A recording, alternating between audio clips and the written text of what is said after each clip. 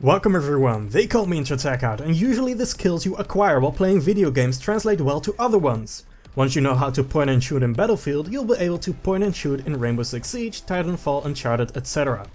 Of course every game has its learning curve to it, but these are mostly related to tactics, resource management, general knowledge and on-the-fly decision making, not really to controls and mechanics on the most basic level. But every once in a while a game comes along that is so unlike other games that you almost have to start from scratch again. A game like that is Rocket League, for example. Rocket League has a crazy learning curve. If you are new to the game, just the act of hitting the ball is an extreme challenge. You'll lose count the amount of times you'll fly past it, opening you up for an easy counter by your opponents. Hitting the ball in the air is like a myth at this point, and every time someone does it, it's like the highlight of the match. But like every game, you'll gradually get better.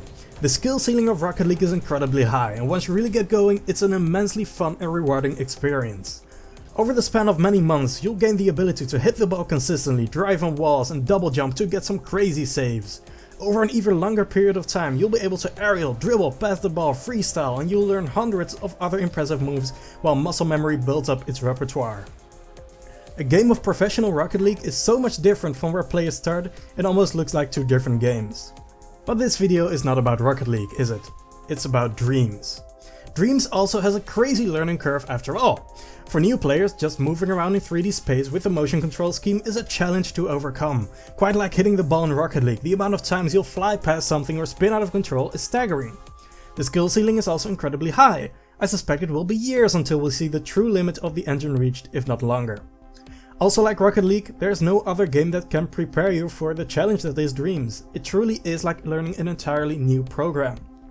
But there are differences between Rocket League and Dreams, and the main one is the amount of features that you need to know about. In Rocket League, you'll come into contact with every mechanic of the game within the first hour of playing. You can jump, double jump, flip, boost, drift and rotate your car in the air. This makes the game accessible and fun from the second you jump in, and is the reason why Rocket League is enjoyed by players of all skill levels. There's just nothing to feel overwhelmed about, because all the crazy stuff players can do just involves these couple mechanics. Those stunts weren't even designed into the game. There are no tutorials where you learn how to freestyle or air dribble. That just follows naturally from the skill of the players.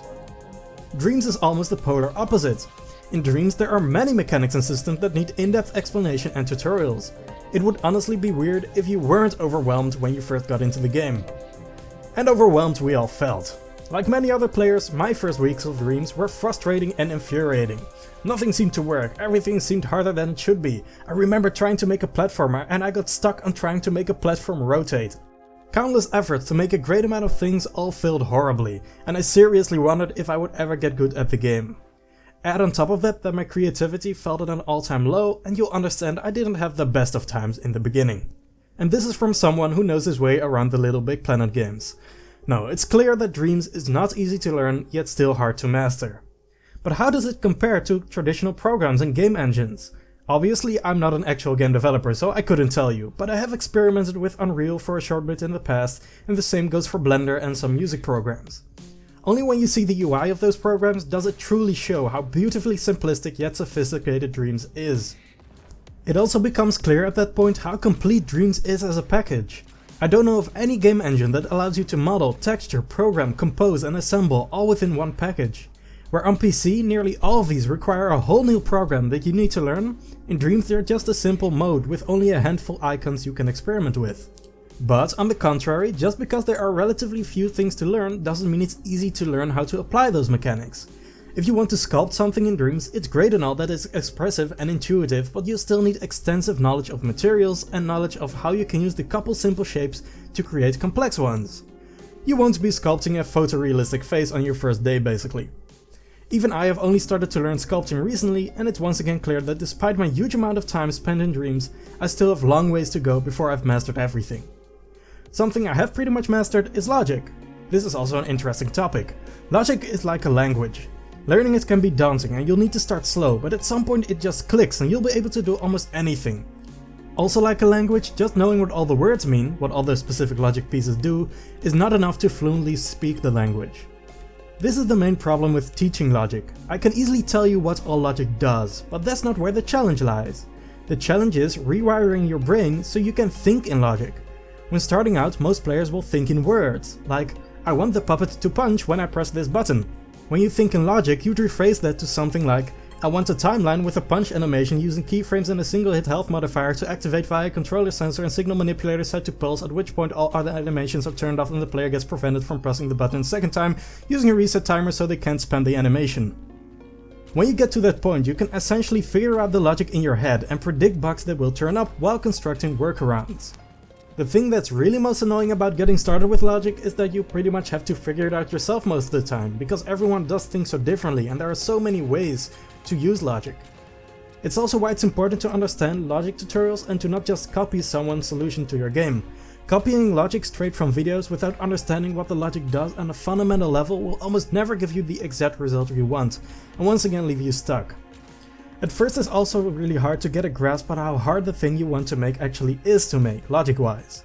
Something that sounds really simple, like adding a second weapon to my FPS template, can actually be a nightmare, and unless you're able to run the logic through in your head before starting, you won't know it until it's too late. So what is my advice for people just starting now with logic? Well, start simple. Make a start menu where pressing X starts the game. Make a door that opens if you press a button. Take Media Molecule's first person character and change something to see how it changes how the template functions. Now I think it's time to talk about how I got to grips with the learning curve and how I got better after the initial frustration. What ended up helping me was recreating the apartment of the Cyberpunk 2077 gameplay demo. Now while I don't necessarily want to stimulate more copyright abusing in Dreams, it's undeniable that copying work of others is a great tool to learn something yourself. You just need to know when to stop doing it. Making whole fan games is not something I can recommend because it could be taken down any moment, and I think we have enough Sonic games in Dreams now. But recreating certain environments, gameplay or music is truly a great way to learn. The reason is that it gives you an end goal and something to compare your work with. This is also why using references and mood boards is a recommendation I can really make for the creative people out there.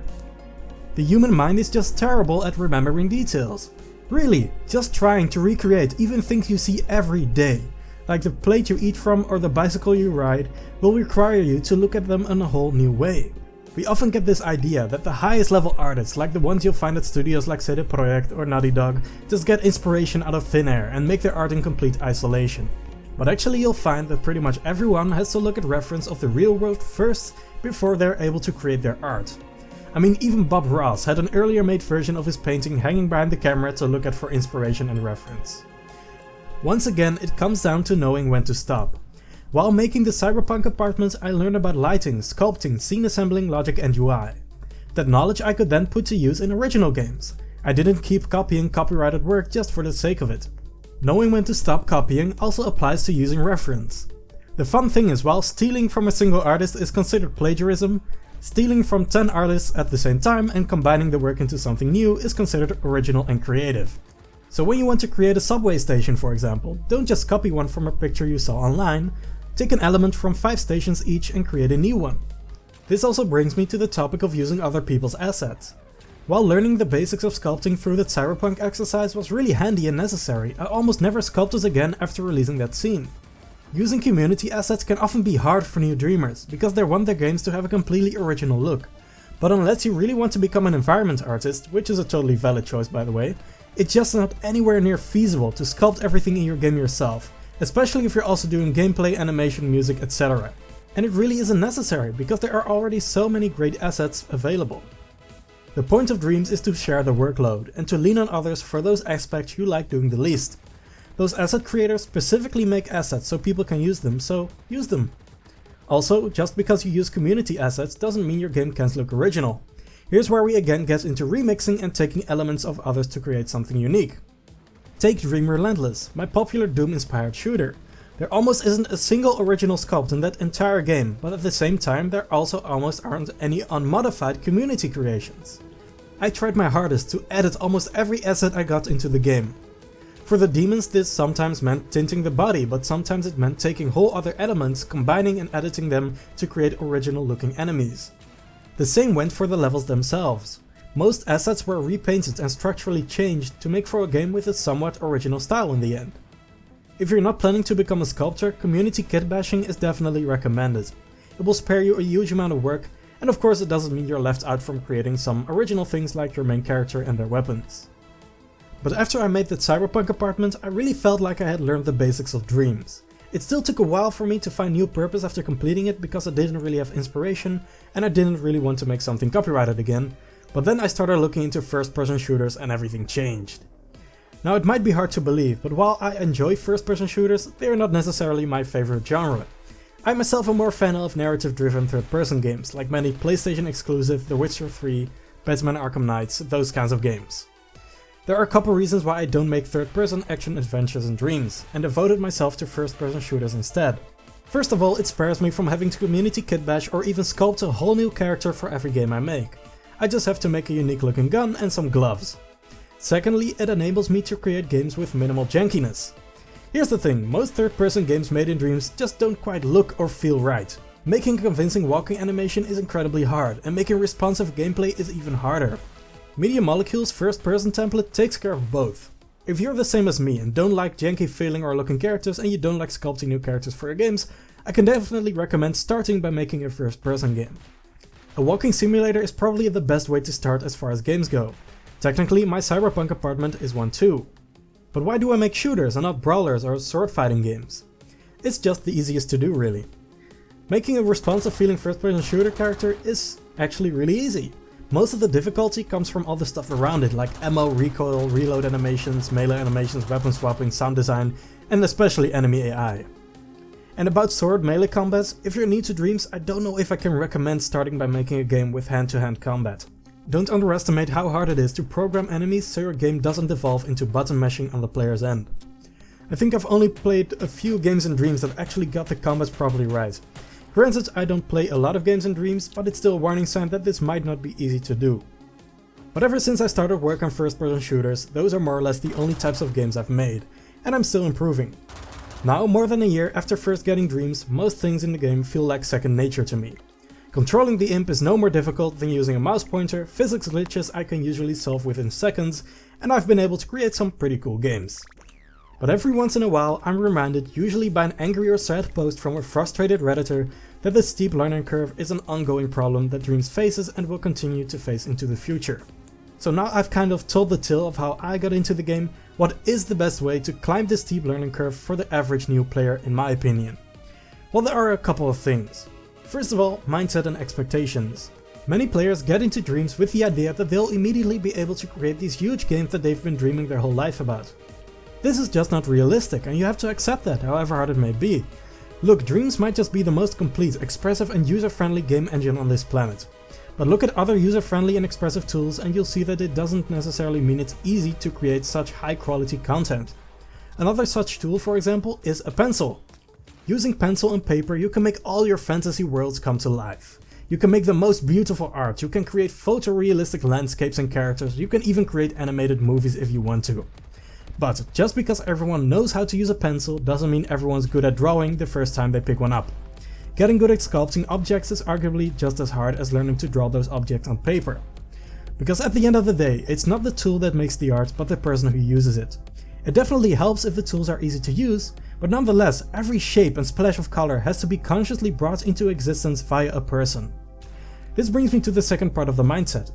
While it's good to be realistic about the skill curve and accept that you'll suck at the game at first, also understand and have faith that you'll get better. A lot better. I know from first-hand experience that it can be really hard to believe that. Since I was let into the beta, I was weeks behind the first Dreams creators when I started and it really bothered me. I couldn't even make the hand of a puppet hold something without glitches, and there on the homepage of Dream Surfing I was taunted with the most incredible creations at the time. It's always funny looking back at it, but at this point I genuinely did not believe I would ever get good at the game, and I genuinely thought I wouldn't surpass any of the stuff on the homepage. I'm telling you this again because it's important to realize that it's totally possible to get to the level of the most prominent creators as long as you're dedicated to the game. Even now, when a lot of us have a year-long head start on new players, it's totally possible to keep up. With my shooters, for example, pretty much everything I've learned over a 12-month period regarding shooting mechanics and enemy AI is summarized in my advanced FPS and enemy templates, meaning you won't have to spend the same time to learn what I did. The last part of the mindset is that you should believe in skill, not in talent. The word talent is overused in my opinion. It implies that the person who made something cool was only able to do it because they were born gifted in some way. Sure, there are people with certain artistic talents, like they're able to remember details really well, but most of the time you'll find that the people who are really good at certain things in Dreams already learned those skills somewhere else. Like mentioned earlier, I already learned logic in the Little Big Planet 2 days, so of course I'm going to be able to program much more complex gameplay than someone who starts learning now. That doesn't make me talented, it just means I've already had 9 years to slowly hone my skills. If you're feeling down on yourself about your skills, I can really recommend checking out the first work of some big Dreams creators. More often than not, you'll find that the first thing they released also isn't too impressive. And that's the first thing they released. Imagine how many bad things they made before releasing their first creation. Another important thing to do when first getting into Dreams is to start slow. The words open world RPG get thrown around quite often, and every time I hear it, alarm bells go off in my head, because you really need to be good at Dreams if you want to make one, and even then it's going to take up months of your time. The best way to start with Dreams is really to experiment with many things. If you just try making some nature scenes by sculpting grass, rocks, water and adding community assets, you'll quickly come in contact with all aspects of Dreams. You don't need to release these experiments. I also made a lot of practice stuff before I started releasing things semi-consistently. And starting with a big project you've been dreaming about for years is not just a bad idea because you first need to get a solid grasp on how everything works, but also because once you're like halfway into the project, you have improved so much compared to the beginning that you want to and sometimes need to redo the earlier stuff. This can result in an endless feedback loop where you constantly have to correct and deal with old mistakes. You're essentially trying to transform your first wooden shack into a luxurious skyscraper without redoing the foundations. This brings me to the topic of tutorials. Unfortunately, I don't really have a lot to say about them because I haven't really done any of the new tutorials. In the early access there were only a couple, but I have no idea if they have stayed the same. All I can say is, definitely do the tutorials for the things you find interesting, and if you want to get a good overview of everything Dreams has to offer, you can do them all. Just don't try to do them all before actually starting to create properly, because it'll be hard to remember all the lessons in even one of these tutorials. Best practice is probably to watch a tutorial and then to spend an hour or 2, 3 to apply it outside of that space. This will give you a really good idea of what you know and what you still need to learn. And now for my last piece of advice. Have fun. At the end of the day, Dreams is a game meant to be enjoyed. So experiment, mess around and try to have a good time. This pretty much concludes my thoughts on the learning curve. For any new players, I'm interested in how your experience with the game has been so far. And for those early access veterans, I'd very much like to know what you did to get better at the game. With that, I thank you very much for watching and I'll see you around.